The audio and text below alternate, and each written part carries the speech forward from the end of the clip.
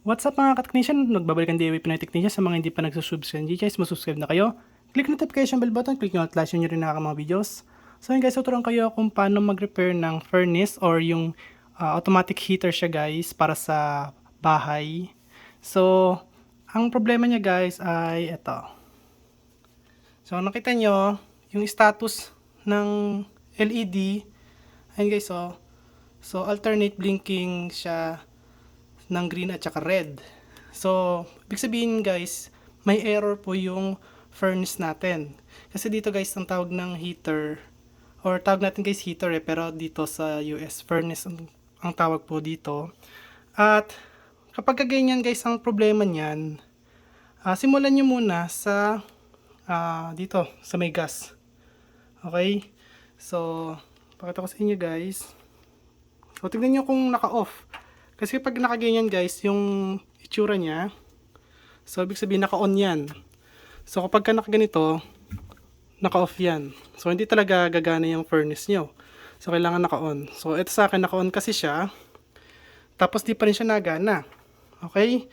And then, tignan nyo guys kung, tag dito, may naamoy kayong gas kapag ka umandar na siya. Kasi pagka wala kayong naamoy na gas, pag umandar siya, ibig sabihin, walang napasok na gas. So baka sira yung solenoid bulb ng gas or walang nagsusupply para solenoid ng gas bulb.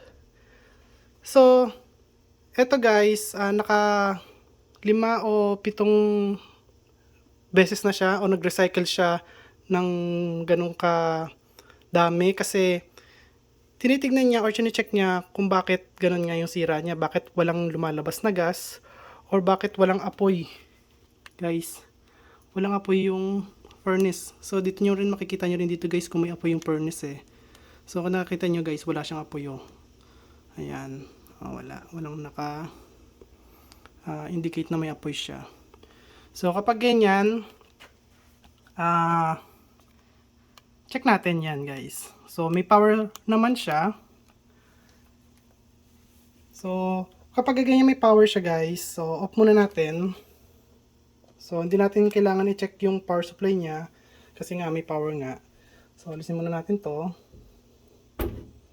Ayan, para mawala yung blinking. So kung nakita nyo guys, wala na yung blinking niya. So ibig sabihin, ito guys, ito.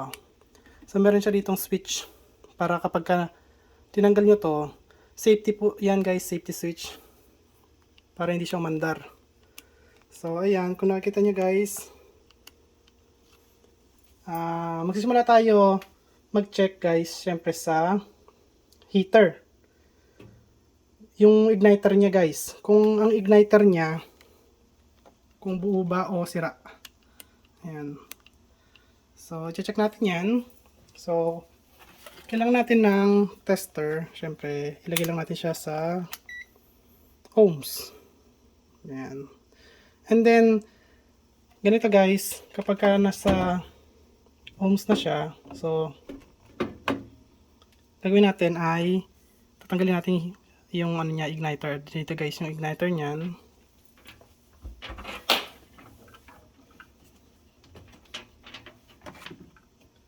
So, bago nga pala yun guys, patayin natin yung gas kasi baka kung ano mangyari eh, di naglilik yung gas natin.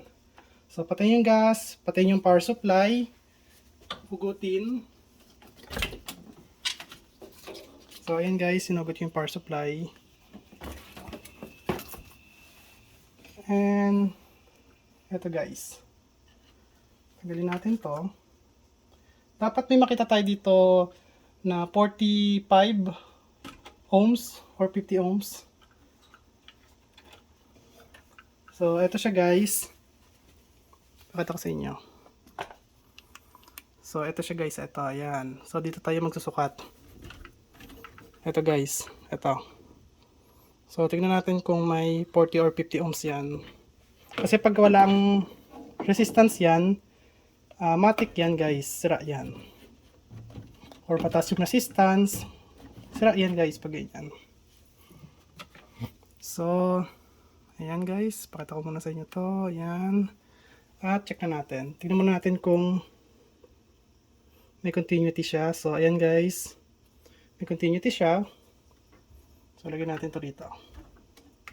Hindi kasi yung kamay ko. Wait lang guys ha. Hindi kasi kamay ko eh.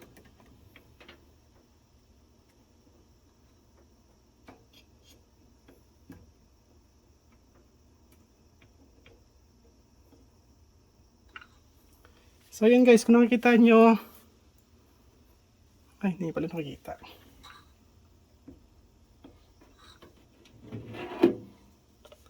So, ayan guys, tingnan nyo. Oh. Mega ohms na siya, 0.6 mega ohms or 630 kilo ohms. So, napakataas ng resistance niya. So, ibig sabihin, kaya hindi nagana yung ano natin guys, furnace, kasi yung heater niya guys, sira. Sira pala heater nito.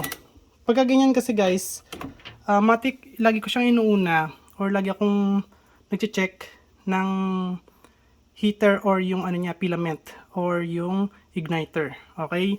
Lagi ko siyang unang chine-check kasi yun ang main cause lagi ng sira ng mga ganitong furnace or heater. Okay, guys? Kasi sa atin talaga ang tawag sa filament or tawag sa igniter is heater. Okay? So, ayan guys, at tanggalin natin siya. So, para makita nyo kung paano siya tanggalin, ayun, guys, napakadami nating tatanggalin guys, ayan o. So, ito yung bolt niya. Alisin natin itong mga bolt, tatanggalin natin itong plate na to, para matanggal to guys. Ayan o, kasi nakadikit yan dyan, ayan o. So, tatanggalin natin itong plate, tapos tatanggalin natin itong mga bolt. Ayan. So, tanggalin ko lang siya. And then, pag natanggal ko na siya guys, papakita ko sa inyo yung igniter niya guys, okay? Pero bago yun nga pala guys, gagamitin kong tools ito guys. Oh. Ito, Milwaukee 516. Tapos, kailangan natin ng extension guys. Extension. Ito yung number niya guys. Ayan, hex.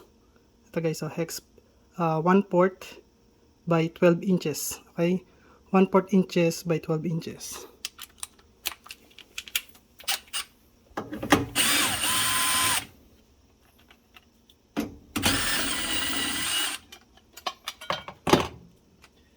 Sa pagtanggal nito guys, yung hirap niya is mild lang sa mga baguhan, syempre. Pero kapag expert ka na, kayang-kaya mo na agad itong tanggalin guys.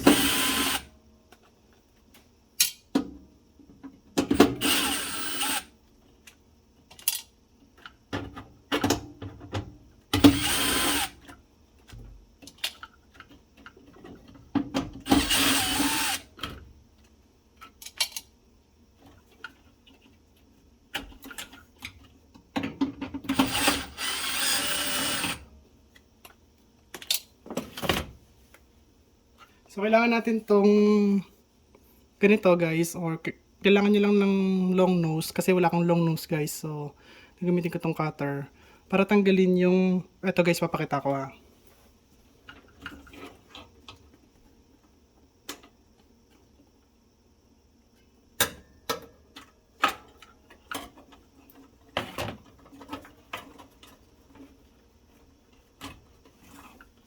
Itong ano guys, lock. Ayan. So, iipitin kasi ito guys eh. Ito. So, nakaganito siya. Ayan. So, iipitin nyo lang to. Pag ipit nyo to, hilahin nyo pag ganun guys, paalis. And then, matatanggal na yan. Tanggalin na natin itong plate.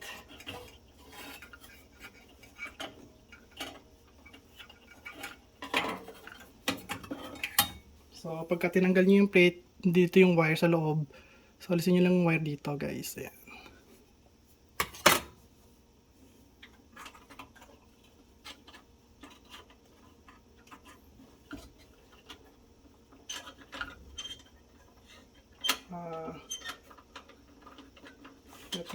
Hirap tanggalin nito ah.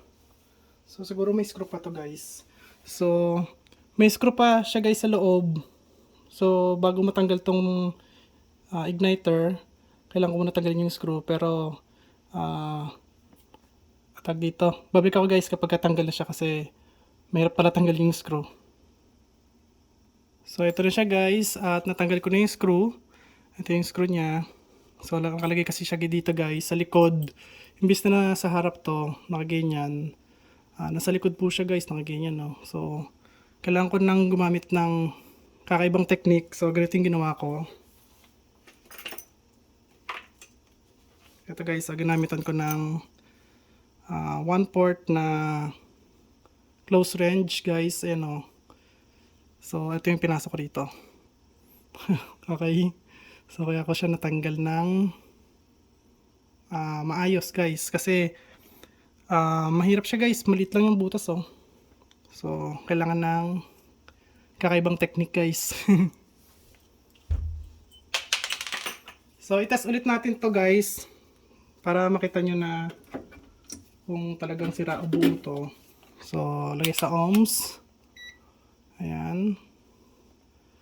Ayan guys. So, lagay lang natin tong dalawang test probe dito. So, ayan guys. Ay, mas mataas pa pala. Tignan nyo. 4.1 megaohms guys. 4.2 megaohms. Grabe. Wala talaga guys. Sira na to pagka ganyan. Okay. So, napakalayo na doon sa 43 or 45 ohms to 50 ohms. Basta doon naglalaro guys. So 50 ohms or 40 ohms to 50 ohms yung ganitong igniter. Okay? Kasi ito guys, umiinit to eh. Nagbabaga to eh. Okay? So, ang nagsusupply sa kanya ay ito guys. So, nagsusupply sa kanya ayan, 115 volts AC. Okay, model number 901. So, kailangan natin bumili nito. So, babalik ako guys kapag nakabili na ako nito kasi punta pa ako ng Home Depot. So, pag wala sa Home Depot, di sa Lowe's guys. Lowe's Home Improvement. So, babalik ako guys kapag nakabili na ako. So, ayan guys. Nakabili na ako. At kung nakita nyo guys, dito nakalagay replacement igniter. So, igniter talaga siya guys. So, ayan. Quantity, syempre isa lang. At, ayan na siya guys. Tingnan natin yung loob. Ayan. Saktong-sakto. Press na parehas. O, ito na yung bagong igniter natin. So, ang lumang igniter natin guys, ito pa din. Ito, o. So, ayan guys. Tingnan natin kung tugmang-tugma yung haba niya. Kasi may maikli nito, may mahaba, or may sobrang haba naman, or meron namang sobrang ikli. Kaya kapag bumili kayo nito, ng igniter, kailangan titignan nyo rito guys yung haba kung magkaparehas. Okay, kasi yung iba guys talaga maliit. Yung iba naman sobrang haba naman. So, ayan, tama yung model niya. Ayan guys, oh. Tama yung model number niya. So, 901. Okay. Tapos nakita niyo no, 115 volts. So, ayan guys. Okay. So, tinanungin natin kung ano yung resistance nito guys para malaman nyo na sira talaga yung ganito niya nung una. Okay. So, lagay lang natin dito sa may connector niya guys. Tingnan nyo guys. Ayan. So, meron siyang 49.5 ohms. O kaya 49 ohms. Almost 50 ohms guys. Kita nyo yung pagkakaiba ng buong igniter. Pagkabuo siya. Okay. So, kabit ko na siya. Hindi ko na guys papakita sa inyo kung paano ko siya kinabit kasi nakita nyo naman kung paano ko siya inalis. So, kakabit ko muna siya.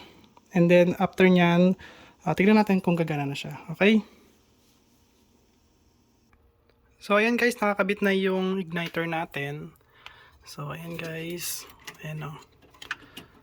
So, para sigurado lang kayo na kinabit talaga natin siya. Ito yung dati guys. Ito yung sira. So ngayon kailangan natin saksak. Saksak na natin to. Okay. So tingnan natin to guys, yung controller niya. So overwrite lang natin to. Ayan. Tapos buksan na natin tong gas guys. And then push lang natin to guys para mag-on na to. So push ko lang siya. Ayun. Ayan guys, tingnan natin kung mag-on na siya, kung dadire-diretso na siya.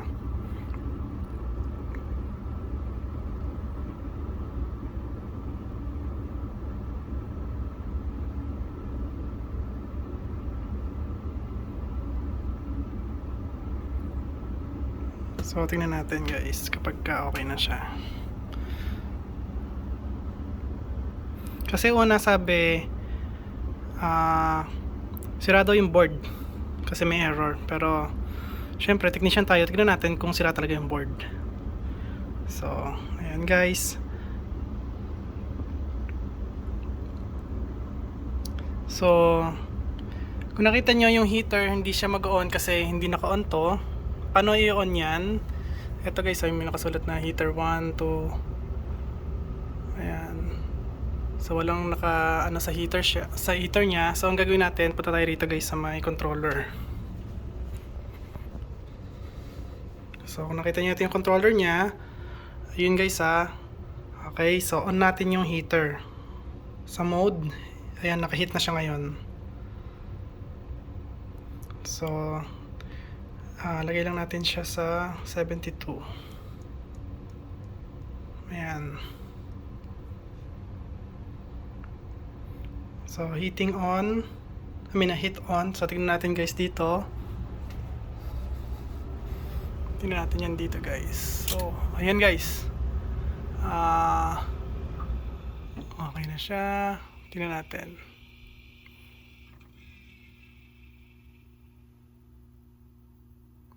So wait lang tayo konti. Ayun guys, nag-hit na siya at saka nag-on na yung ano natin guys no? Yung ano niya, yung motor niya. So ayan guys, tingnan natin. Ngayon ang nangyayari dyan guys ay higupin niya muna lahat ng hangin dito sa loob ng case niya kasi baka may leak na gas. So higupin niya muna yan, siguro mga 20 seconds, 30 seconds. And then magki-click to, i-on niya yung igniter ng, yun na guys, nag-on na yung igniter. So naka-on na yung igniter. After doon, mga 30 or 20 seconds naka-on yun bago mag-on tong solenoid, gas solenoid valve. So marinig yan dito guys, magbubukas yung ano niyan. Kanya, marinig yan guys, tingnan niyo.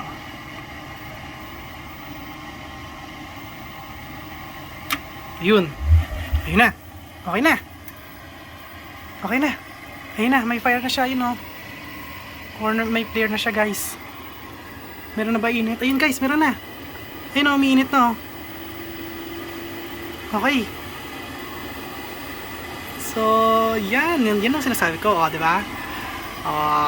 Ang sira niya, igniter lang. Sabi ng gumagawa, pinagawa kasi namin 'to, sabi ng gumagawa, sira daw yung board. Pero kung nakikita nyo, yan, nagbabaga na siya, oh. Anong sira dyan? Sira daw ang igniter eh. Ay, sira daw ang board eh. Oh, 'di ba? Magkano lang 'to? Magkano lang yung igniter niya, guys? Ang sinisingil sa amin dito 700 plus tax pa yon, so magiging ano yon, 800 yon. Okay, so kung nakita nyo, sira lang ay heater lang, na igniter lang guys. Ayan, oh, nagbabaga na. Oh, diba? Kompleto na yung status nya. Oh, so okay na siya guys. Ano pa? So, okay na yung controller niya, oh. Okay na guys lahat.